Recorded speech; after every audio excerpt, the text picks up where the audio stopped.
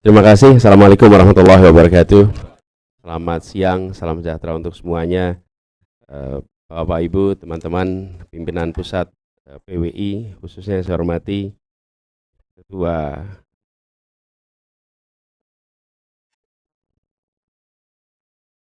Ketua PWI Pusat Pak Henry Pangun, kemudian juga Sekjen Pak Said Iskandar Shah, Ketua Dewan Pers, Ketua Dewan Penasehat, Wakil Ketua Dewan Penasehat, dan semua saja tanpa disebut nama satu persatu.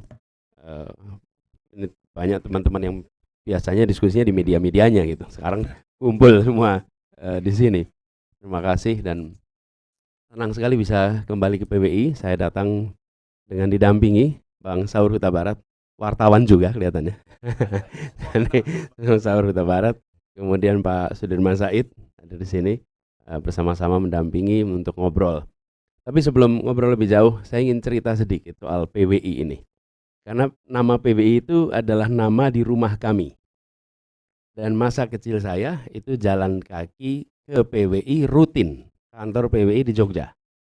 Kenapa? Karena kakek itu adalah disebutnya waktu itu wartawan 3 zaman. Karena hari ini sudah tidak ada 3 zaman. Jadi waktu itu ada istilah 3 zaman, zaman Belanda, zaman Jepang, dan zaman Republik. Jadi kalau teman-teman yang Bang Saur sih di Jogja waktu itu pasti ngalamin, itu adalah masa di mana saya datang ke acara-acara PWI. Jadi nama PWI itu nempel. Makanya tadi juga saya baru ngeh nih pas datang gitu kantor PWI. Ini kan tempat masa kecil itu selalu jalan-jalan di Jalan Ahmad Dahlan di Jogja, belakangnya Seni Sono. Seni Sono itu sebuah gedung, nanti belakangnya ada kantor PWI. Itu rutin saya datang ke situ, sangat sering. Dan itu pusat kota yang punya memori tersendiri. Makanya hari ini senang sekali bisa kembali ke PWI, ngobrol dengan Bapak Ibu sekalian terkait dengan banyak hal. Nah,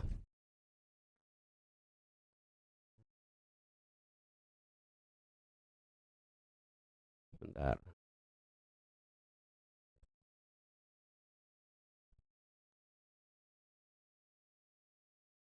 Saya lagi coba lihat pertanyaannya. Nah, ini dia. Jadi, Bapak Ibu sekalian,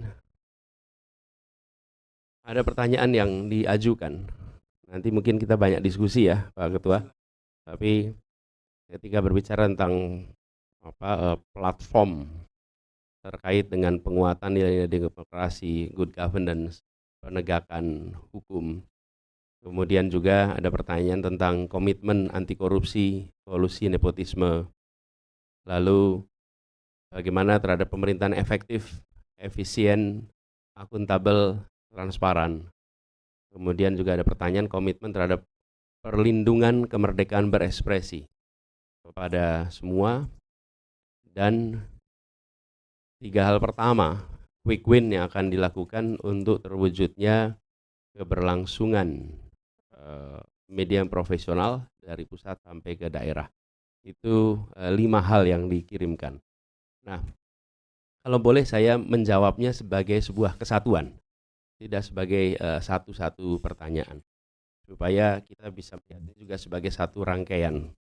Pertama, dalam visi kami menempatkan masalah di Indonesia di dalam 2 dimensi. Dimensi pertama adalah dimensi sektor.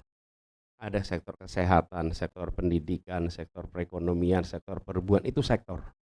Lalu di antara sektor itu apa yang akan dikerjakan? Dimensi pertama. Dimensi kedua adalah dimensi teritorial, wilayah. Apa yang akan dikerjakan di Sumatera, apa yang dikerjakan di Jawa, apa yang dikerjakan Kalimantan, apa yang dikerjakan Sulawesi, bagaimana Nusantara Tenggara. Kami mendekatinya 2 ini.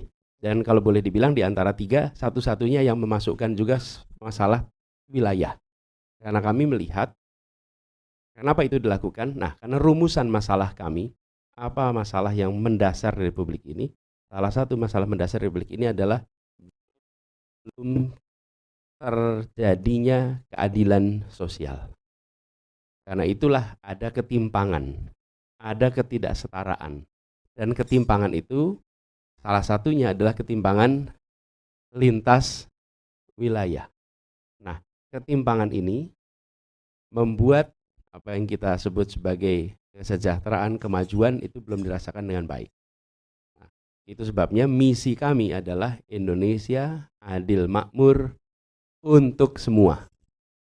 Di garis bawahi, bukan hanya Indonesia adil makmur, tapi garis bawahnya adalah untuk semua, supaya bisa, nah karena semua bisa menjangkau, maka sektor dan wilayah. Kemudian yang berikutnya adalah ketika kita berbicara tentang persoalan ketimpangan ini, saya ingin berikan gambaran sedikit. Apa sih fokus pembangunan kita? Fokus pembangunan kita itu pada manusianya. Pembangunan manusia. Karena itulah kekayaan terbesar kita dan itulah yang menentukan kualitas bangsa kita. Nah, begitu lihat kualitas manusia, Ibu sekalian, Jawa dan Sumatera, indeks pembangunan manusianya itu 69 tahun 2013. 69 angkanya. Tahun 2022 di seluruh wilayah Indonesia angkanya 69. Apa artinya? Jawa dan Sumatera 10 tahun lebih maju daripada seluruh pulau lainnya. Oke.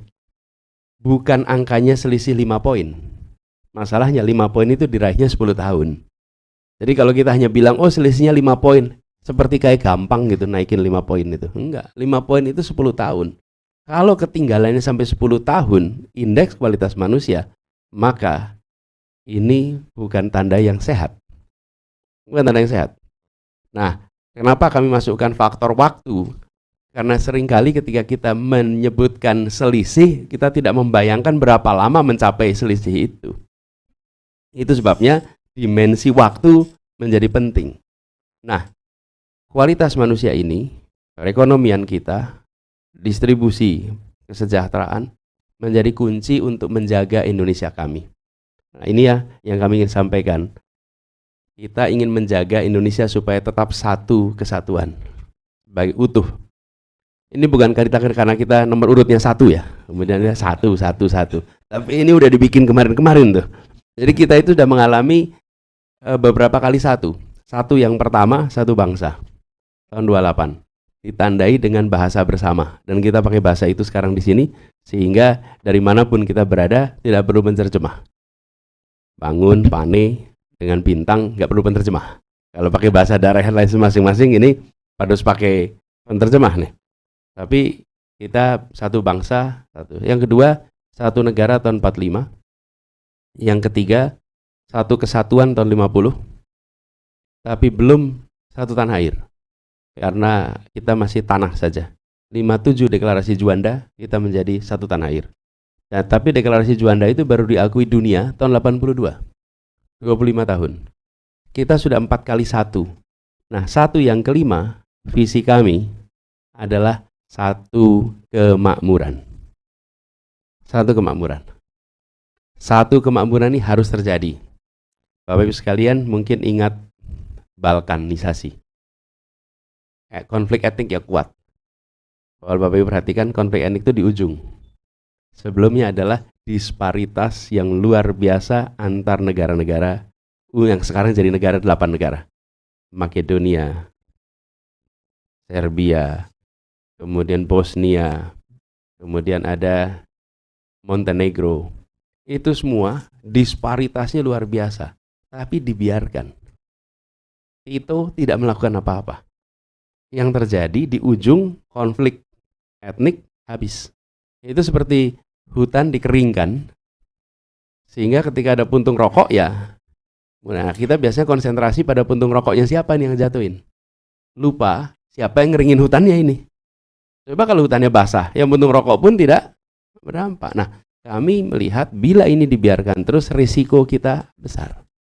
Karena itulah kenapa harus ada kesetaraan. Nah, itulah yang menjadi visi kami, dan untuk itu bisa dilakukan, maka ini terkait dengan prinsip-prinsip nilai demokrasi. Indonesia sudah mengambil rute yang benar. Apa rute yang benar itu? Kita melakukan demokratisasi tahun 98-99 dan desentralisasi bersamaan. Banyak negara yang tidak melakukan ini bersama-sama. Biasanya demokratisasi saja, lalu desentralisasi saja. Kalau ini tidak. Dan desentralisasi itu ada beberapa fase. Ada dekonsentrasi, ada devolusi. Indonesia itu desentralisasinya sudah mendekati devolusi. Jadi kewenangan itu betul-betul diberikan kepada daerah kecuali beberapa urusan. Tujuannya apa? Kapasitas di pusat tidak mungkin bisa menyelesaikan semua urusan yang ada di daerah kalau perencanaannya tersentralisasi. Karena itu diperlukan desentralisasi, lalu diperlukan pemerintah daerah yang responsif. Nah, demokratisasi, desentralisasi.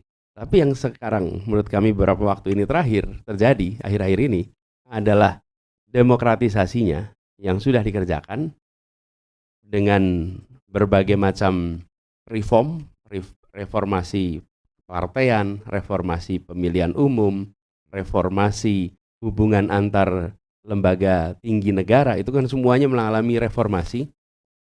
Ini dalam beberapa tahun terakhir ini kita mengalami penurunan kualitas demokrasi kita. Indikator-indikatornya ada. Kita bisa lihat penurunan kualitas demokrasi. Yang kedua, desentralisasi yang kita sudah beberapa waktu ini terjadi resentralisasi dengan ada revisi-revisi perundangan dan keputusan-keputusan. Saya beri contoh. Saya mengambil keputusan untuk membuat peraturan gubernur. Peraturan gubernur itu harus melewati Kementerian Dalam Negeri dan disetujui Menteri Dalam Negeri, baru peraturan gubernur itu bisa dijalankan. Padahal kewenangannya ada pada gubernur. Itu yang terjadi pada semua. Sesungguhnya itu mau merespon keadaan. Banyak yang bikin aturan macam-macam. Karena itu harus dilempengkan. Tapi yang dikerjakan bukan melempengkan, tapi melakukan resentralisasi. Akhirnya apa? Backlog. Pergubnya udah keluar, baru sekian bulan kemudian, nanti minggu kemudian baru itu keluar. Kenapa? Ya bayangkan, di sini harus menampung seluruh pergub dari seluruh Indonesia, lalu diverifikasi, diproses, dan potensi hengki-pengki di dalam. Potensi. Karena peraturan itu kan, ini kan perubahan peraturan. Mendadak di ujung, ini contoh resentralisasi yang kami alami. Begitu juga dengan pertambangan energi dan lain-lain. Yang banyak kewenangan ditarik ke pusat.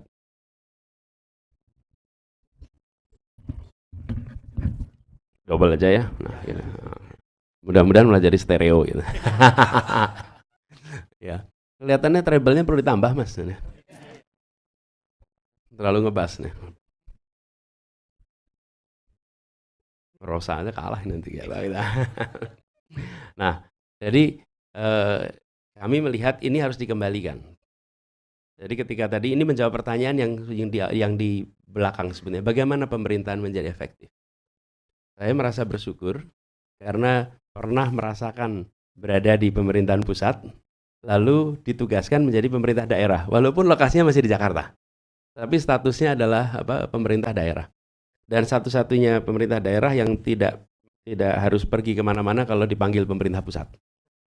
Kalau yang lain harus terbang, kalau kita cuma nyebrang jalan aja itu kalau panggil. Nah, apa yang menurut kami penting?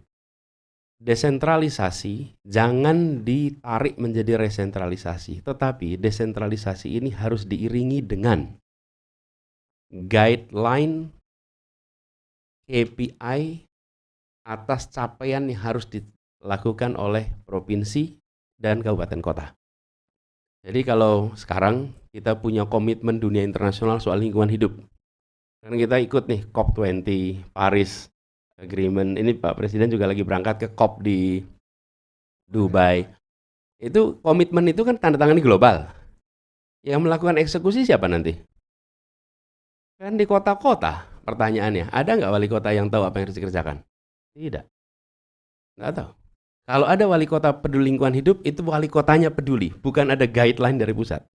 Oke? Kalau ada wali kota peduli nasib ibu hamil, itu adalah wali kotanya peduli, bukan karena guideline dari pusat. Semua urusan welfare kita hampir tidak ada guideline dari pusat. Jadi daerah itu jalan sendiri. Mbak Nino cek aja. Kita ini, saya dipanggil satu, kalau dipanggil itu masih dikumpulin. Satu, kalau ada silpa yang besar. Yang kedua, kalau uang diparkir di banknya banyak. Yang ketiga, kalau penggunaan produk dalam negeri di dalam pengadaan barang dan jasa itu rendah. Oke. Tapi kesehatan ibu, kesehatan anak, jumlah sekolah, jumlah ruang kelas, nggak ada itu semua. Nah, itu yang justru kami mau buat. Jadi kami merasa untuk menjadi pemerintah yang efektif, maka pemerintah pusat harus menyusun kebijakan sampai di level provinsi, dan level provinsi meneruskan di level kabupaten kota. Sehingga di semua aspek pemerintahan, tiap kepala daerah itu tahu apa yang harus dikerjakan. Kenapa? Pemerintah pusat ini melakukan transfer ke daerah uang banyak sekali. Uangnya dikirimkan, tapi KPI-nya nggak ada. Nah, ketika KPI-nya nggak ada, maka desentralisasi itu sangat tergantung kepada respon masyarakat di sekitarnya. Kalau tidak ada media, yang nggak jadi perhatian. Aman kalau tidak ada media, sosial media. Tapi kalau ada media, baru responsif. Betul tidak? Ini kan kenyataan di lapangan. Nah, kami melihat ini harus diubah. Nah, dulu ketika saya bertugas di kementerian, kami merasakan itu. Pendidikan itu banyak wilayah yang alokasi anggarannya tidak 20%. Tidak 20%. Dan tidak ada yang perhatikan. Jadi kami membuat namanya neraca pendidikan per kabupaten kota, per provinsi se-Indonesia. Dan ketemu kabupaten yang alokasi per siswa per tahun 80.000. Ketemu kabupaten tetangganya, kota, yang alokasi per siswa per tahun 250.000. Lalu ketemu kota yang alokasinya 500.000. Lalu ketemu kota yang alokasinya 5 juta rupiah, ini Jakarta. Bayangkan 80, 250, 500, dan Jakarta 5 juta per anak per tahun. Bagaimana kita bisa membangun? Nah, ini semua tersembunyi di bawah permukaan layar. Nah, bagaimana kita bisa mengubah jika ini tidak di-address? Kewenangan diberikan, fiskal power diberikan, tapi tidak ada guideline capaian. Diserahkan kepada rakyat. Nah, rakyat itu dicek kepuasannya. Kepuasan itu tergantung pada kinerja? Tidak. Kepuasan itu tergantung ekspektasi. Kalau ekspektasinya rendah, kepuasan itu mudah. Kalau ekspektasinya tinggi, kepuasan itu sulit. Nah, kalau ekspektasinya rendah, maka kalau ditanya puas tidak? Puas. Sekolah sampai apa? SMP, syukurlah. Dulu bapak nggak sekolah. Nah, itu repot Pak kita. Ekspektasinya rendah. Jadi SMP sudah puas. Nah, ini yang harus kita ubah. Jadi kami melihat untuk pemerintah efektif harus lakukan itu. Desentralisasi jalan. Kemudian yang berikutnya tentang demokrasi. Demokrasi ini yang paling kita lihat sebagai salah satu masalah adalah kita ingin menjaga agar pasal 1 ayat 3 Undang-Undang Dasar 45 itu terjaga terus. Yaitu hukum di atas kekuasaan, karena ini negara hukum, bukan negara kekuasaan.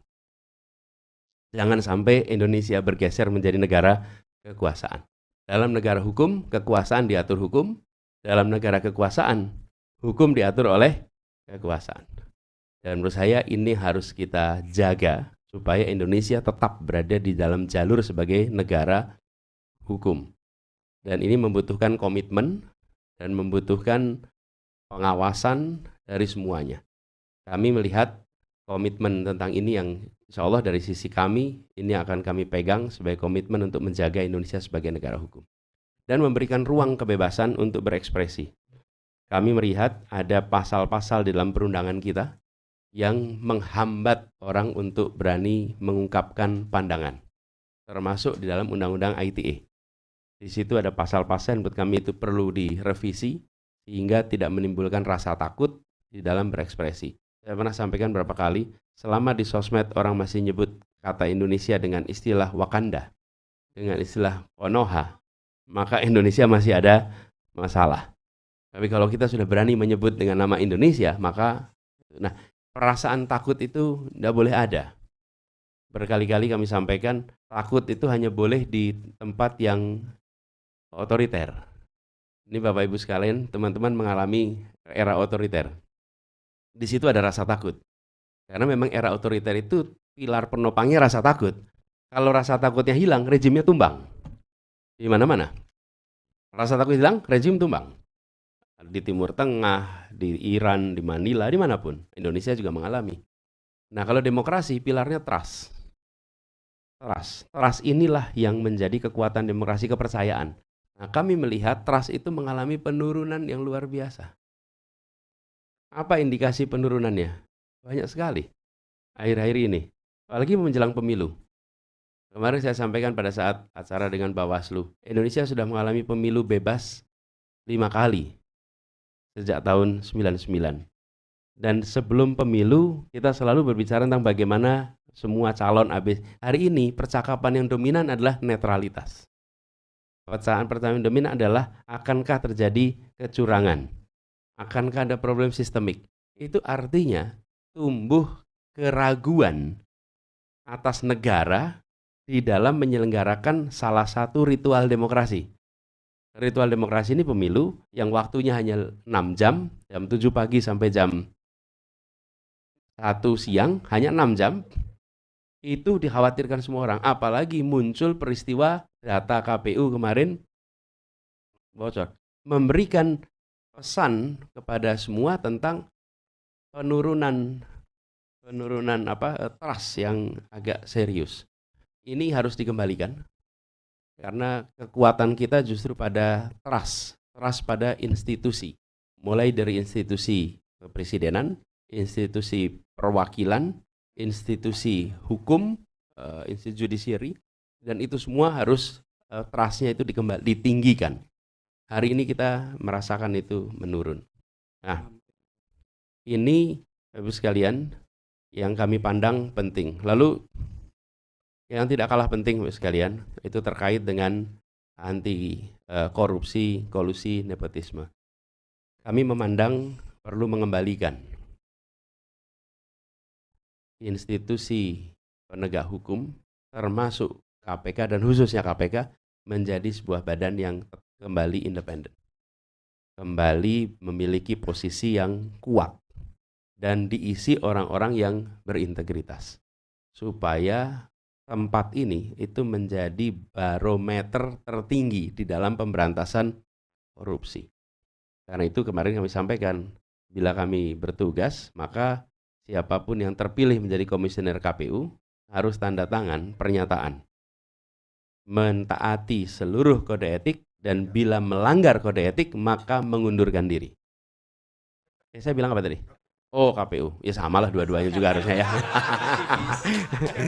Ya, ini slip of mind ini apa slip of tongue ini. Ya, dua-duanya lah gitu. Saya bilang KPU ya tadi ya. Keseringan kantor KPU akhirnya ini tuh. KPK udah lama, udah tahun lalu KPK itu soalnya. Iya, ya.